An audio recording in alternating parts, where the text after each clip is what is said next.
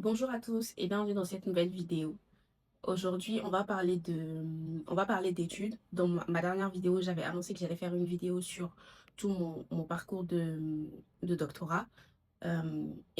Cette première vidéo va concerner plus toute la partie administrative, toutes les démarches administratives que j'ai dû faire pour l'admission et aussi pour l'immigration.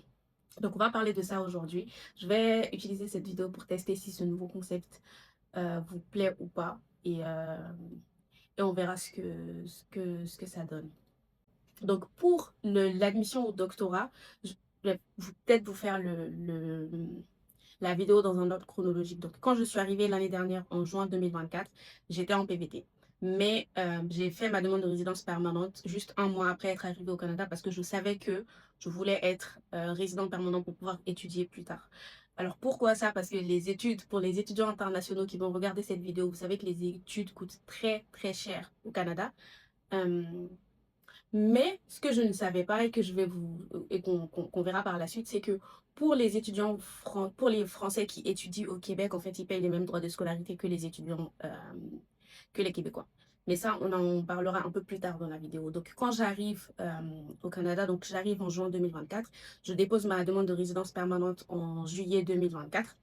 Et au même moment, je commence le processus pour l'admission en doctorat. Donc, il faut savoir que le programme de doctorat au Canada est très différent du programme de doctorat comme on le connaît en France. Donc, pour l'admission, la première étape de l'admission, c'est d'abord de trouver un directeur de recherche. Et pour trouver un directeur de recherche, il faut penser d'abord en amont au projet de recherche que vous allez faire. C'est pas comme vous n'allez pas vous inscrire en doctorat parce que le doctorat, c'est en grande partie de la recherche. Il vous faut un sujet de recherche, il vous faut un sujet de thèse. Donc, avant même d'appliquer au programme de doctorat, en tout cas à l'université de Laval, mais je pense que c'est un peu partout dans les autres programmes de doctorat au Canada en fait. Il faut d'abord trouver un directeur de recherche.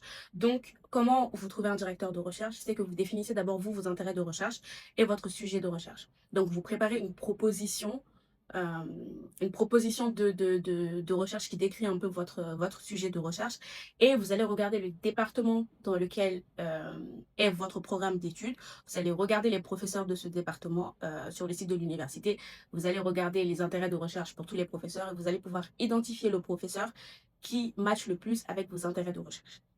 Donc, une fois que ça c'est fait, vous allez contacter ce professeur-là. Alors, moi, je vous conseille de ne pas contacter plusieurs professeurs en même temps pour ne pas être dans une situation un peu embêtante après où vous avez comme deux acceptations et puis vous devez dire à un directeur de recherche que finalement vous avez choisi quelqu'un d'autre. Donc ça, c'est un peu embêtant.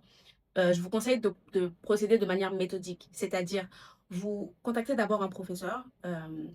Donc, sur le site de l'université Laval, c'était indiqué qu'il fallait préparer donc votre dossier d'études, donc vos relevés de notes, euh, votre proposition de recherche, des lettres de recommandation si vous en avez. Mais je pense que c'est vraiment plus la relation qui se crée avec vous et ce professeur-là. Je ne pense pas qu'il y ait une liste générique de documents envoyés au directeur de recherche que vous choisissez. Mais moi, ce que j'ai fait, c'est que j'avais demandé une lettre de recommandation à un de mes anciens professeurs de master qui me l'a faite. Et donc, j'ai préparé mon dossier avec uniquement mes notes de master. Je ne vais pas mettre des notes de toute ma scolarité, surtout que le directeur de recherche, bah, il n'a pas le temps de regarder tout ça. Après, peut-être qu'il y en a certains pour qui c'est très important. Moi, j'ai juste mis mes notes de master, euh, ma proposition de recherche, mon CV et la lettre de recommandation. Donc, je lui envoie un courriel, je lui explique déjà pourquoi je pense que c'est lui le professeur qui convient le mieux pour ma proposition de recherche. Je vous conseille aussi, c'est de regarder si le directeur de recherche que vous choisissez, par exemple, a fait des publications sur certains sujets spécifiques, montrez de l'intérêt, montrez que vous avez lu ces publications, essayez vous allez essayer de convaincre cette personne de superviser votre projet de recherche. Donc, vous allez d'abord vous vendre vous et ensuite expliquer pourquoi vous pensez que c'est ce professeur-là qui match votre projet de recherche. Et ça passe par, va se renseigner euh, sur les écrits de ce professeur, ses intérêts de recherche, tout ça. Donc, j'envoie un courriel à un premier professeur. Finalement, j'ai eu à contacter une seule personne. Donc, je lui envoie un courriel le matin et il m'appelle directement, euh, il m'appelle directement au téléphone quelques heures après.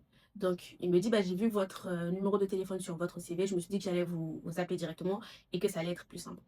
J'ai dit effectivement, un échange direct, c'est toujours plus sympa. Donc, on échange, il m'explique comment ça fonctionne, comment lui il fonctionne, qu'est-ce qui est très important pour lui euh, en termes de collaboration, quelles sont les qualités qui l'intéressent le plus.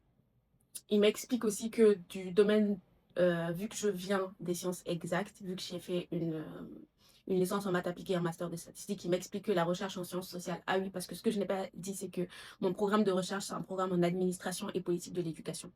Donc, il m'explique que la recherche en sciences sociales est très différente de la recherche en sciences exactes, que c'est peut-être ça qui va être un peu challengeant pour moi, mais que il est sûr qu'avec le dossier que je lui ai envoyé, il est convaincu que je vais pouvoir le faire sans problème et qu'il est d'accord pour encadrer mon projet de recherche. Donc, je suis super contente. Je vais pouvoir déposer mon dossier d'admission pour le doctorat.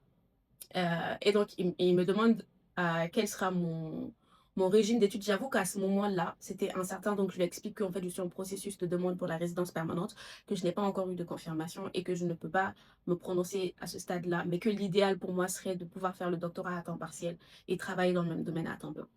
Parce qu'il faut savoir que quand tu es étudiant international, tu ne peux pas t'inscrire à temps partiel. Tu peux t'inscrire que à temps plein. Ça, c'est le... Ça, c'est la différence. Donc, pour l'admission, ce qui était vraiment important, c'est trouver un directeur de recherche. C'est pour ça que c'est la première étape. C'est pour ça qu'il y a c'est pour ça que c'est ça qui est le plus important. Donc, je fais ma demande d'admission et en parallèle, je fais ma demande de résidence permanente. Donc, ça, c'était en juillet 2024. Donc, ce qui se passe, c'est qu'en octobre 2024, ma demande de résidence permanente est refusée. Donc, moi, je voulais commencer les études à la session d'hiver 2025, donc en janvier 2025. Et ma demande de résidence permanente est refusée en octobre 2024. Donc, je me rends compte que même si je fais une nouvelle demande, elle ne sera pas traitée avant janvier 2025. Alors que j'avais fait une demande d'admission pour janvier 2025. Mais Dieu faisant bien les choses, le bureau d'admission de l'Université Laval m'envoie un courriel.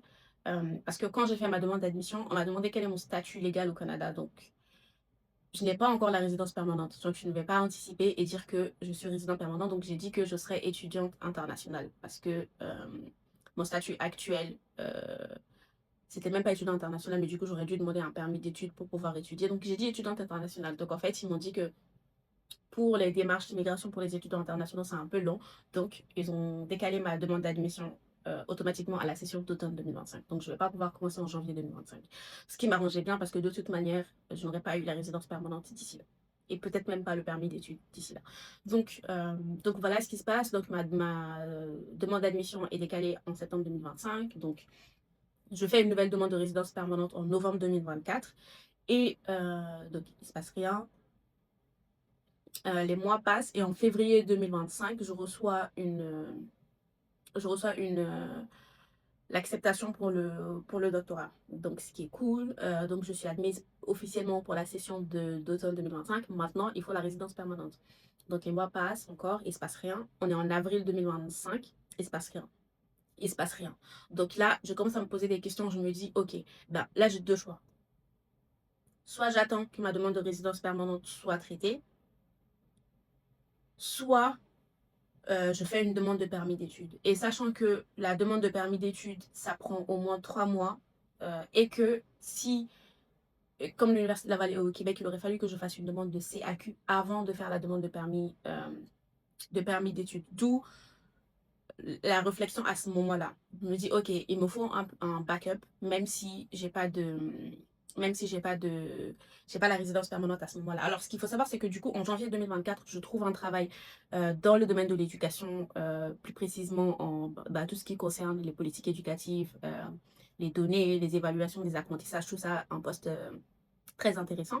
Et donc, je me renseigne un peu dans mon équipe et il se trouve que j'ai une collègue qui venait juste de terminer son doctorat et qui m'explique qu'en fait, elle a pu réduire ses heures de travail pour pouvoir étudier et que ils sont très ouverts par rapport à ça et que ça ne sera pas vraiment problématique. Donc, je me renseigne un petit peu, je prends l'information. Donc, à ce moment-là, je me dis, OK, ben, le plan A, c'est avoir la résidence permanente et commencer le programme d'études en septembre 2024. Mais euh, comme il me faut un plan B, parce que si jamais ma demande de résidence permanente est encore refusée, je ne vais pas attendre encore 6 mois ou encore une année pour m'inscrire. Donc, je me dis, OK, bah, je travaille déjà dans le domaine dans lequel je voulais travailler. Je suis française, donc je paye les mêmes droits de scolarité que les étudiants québécois au Canada. Donc, mes frais de scolarité ne seront pas plus chers. Je paierai les mêmes, en fait, que que pour les résidents permanents finalement. Et donc, je me dis, OK, bah là, je peux faire une demande de CAQ et faire une demande de permis d'études. Le seul truc, c'est qu'il va falloir que euh, j'étudie à temps plein et que je travaille à temps partiel. Donc, l'inverse de la configuration que je voulais. Mais ça ne posait pas vraiment de problème dans la mesure où mon travail, même si je réduisais mes heures de travail, j'étais quand même, j'aurais été correcte financièrement pour pouvoir faire un doctorat en parallèle, vu que étudier à temps plein aussi, bah, ça fait que tu as des bourses, donc tu payes les frais de scolarité, mais tu ne les payes pas vraiment parce qu'il y a des bourses, et on en parlera un peu plus tard peut-être dans une autre vidéo. Mais voilà, donc j'ai cette possibilité-là. Donc je dis OK. Et donc en mai 2025, je fais ma demande de CAQ. Je fais ma demande de CAQ qui est acceptée, qui est très rapide. Donc j'ai mon CAQ et donc en fait, là je dis OK, ben là, il faut que je fasse un choix. Parce que qu'est-ce qui se passe à ce moment-là? C'est que j'ai fait la demande de résidence permanente via entrée express. Donc hors Québec. Alors que là, je suis en train de faire une demande de CAQ pour étudier au Québec. Et donc je me suis dit, je ne peux pas déposer ma demande de permis d'études pour étudier au Québec pendant que je suis en train de faire une demande d'entrée express pour travailler hors Québec. Et, euh, et j'ai eu peur que si jamais je dépose la demande de permis d'études simultanément avec avec la demande de résidence permanente, et sachant que les deux c'était dans des, dans des provinces différentes, et sachant que bah, pour la résidence permanente, pour moi, c'était le plus important finalement, et je voulais pas que la demande de permis d'études mette en péril la résidence permanente. Donc, malgré que j'avais le CAQ, j'ai décidé de patienter un petit peu. Je me suis dit, OK, ben, on va attendre le mois de juin pour voir. Juin arrive, je reçois le premier courriel. Pour ceux qui font la demande de résidence permanente via entrée express, vous savez, quand vous arrivez à l'étape où on vous demande de fournir votre adresse et votre photo. Donc, cette étape-là, ça prouve déjà que bon, vous n'êtes pas techniquement résident permanent, mais ça prouve que vous êtes sur la bonne voie parce que quand on vous demande de confirmer votre adresse et la photo, c'est principalement pour la carte de résident permanent. Donc, donc je reçois ce courriel-là en juin, donc je me dis, OK, je me dis, bah, finalement, le choix que je fais, c'est de poursuivre avec la demande de résidence permanente et de laisser la demande de permis d'études. Et on verra ce qui se passe. Donc, je fournis mon adresse, ma photo, tout ça. Et Dieu faisant bien les choses, j'obtiens la résidence permanente fin juin 2025. Donc, super contente. Donc, finalement, je peux commencer mon programme de doctorat, travailler à temps plein et étudier à temps partiel. Alors, pourquoi finalement j'ai privilégié cette option-là? Déjà parce que la résidence permanente, c'est mieux d'être résident permanent que d'être étudiant international. Mais au-delà de ça, euh, pour moi, ce programme de doctorat-là, c'est pour le travail que j'avais correspondait vraiment à ce que je voulais faire plus tard. Peut-être dans un contexte différent parce que mon sujet de recherche est plus focus sur l'Afrique. Mais le, méthodologiquement, ce travail-là me permet réellement, et on en parlera dans d'autres vidéos, de mieux comprendre certains aspects de certains cours. En fait, il y a une synergie réelle entre ce travail et le doctorat. Et moi, le but de mon doctorat, c'est rester dans ce domaine-là. Ce n'est pas de devenir enseignant-chercheur. C'est vraiment une question qui me passionne et sur laquelle j'ai envie de faire de la recherche. C'est pas faire un doctorat pour dire que j'ai un doctorat ou faire un doctorat parce que bah, c'est stylé. Non, pas vraiment. D'ailleurs, je pense pas qu'en 2025, avoir un doctorat, ce soit stylé. Mais donc voilà, pour moi, c'était important de travailler parce que je voulais pas privilégier les études au travail. Ces études-là allaient me permettre de pouvoir évoluer plus rapidement et plus facilement dans le domaine dans lequel je voulais évoluer pour le travail. Donc, c'était le travail qui, pour moi, était la priorité par rapport aux études. Les deux sont prioritaires, il faut les faire correctement, mais s'il fallait décider de faire un à temps plein et l'autre à temps partiel, ben, je préfère étudier à temps partiel et travailler à temps plein. Donc, finalement, voilà ce qui s'est passé. Donc, j'ai eu la résidence permanente et j'ai pu m'inscrire en doctorat en septembre 2025 pour commencer ma première session. Alors, ce qu'il faut savoir, c'est que le doctorat au Canada, ici, est un peu différent du doctorat comme on le connaît en France. Je le disais plutôt dans la vidéo. C'est que ici, la première année de doctorat, bon, ça dépend de comment vous voyez votre progression en doctorat. Et c'est vraiment ce qui est aussi très intéressant au Canada, c'est cette flexibilité-là parce que vous choisissez vos cours. Donc, en fait, vous avez des cours, vous devez valider 21 crédits à l'université là-bas. Je ne sais pas si les autres universités, c'est pareil. Vous devez valider d'abord 21 crédits. 21 crédits, ce qui correspond à peu près à 7 cours de 3 crédits, comme ça. Et donc, parmi les 7 cours, donc vous allez avoir 2 cours qui ne sont pas vraiment des cours, qui sont vos examens de synthèse, donc l'examen de synthèse 2 et l'examen de synthèse 1, ce qui fait qu'il vous reste 5 cours à prendre.